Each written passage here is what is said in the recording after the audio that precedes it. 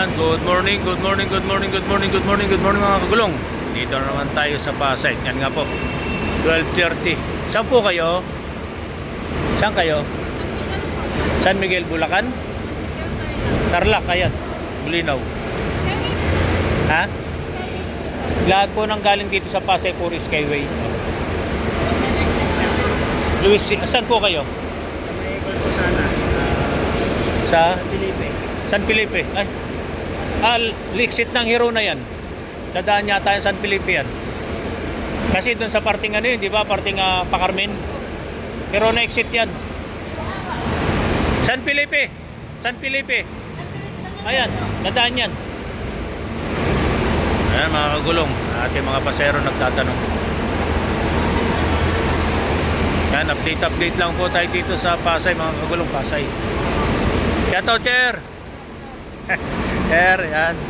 Sir.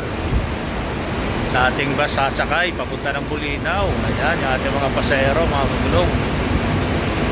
Po, Monday. Lunes, malinis. At yan nga po ang update natin dito sa Pasay 5-star terminal. Ayan, malinis mga kagulong. Kitang-kita naman, oh. Malinis ang Pasay natin ngayon terminal. Walang masyadong pasahero. Ayan.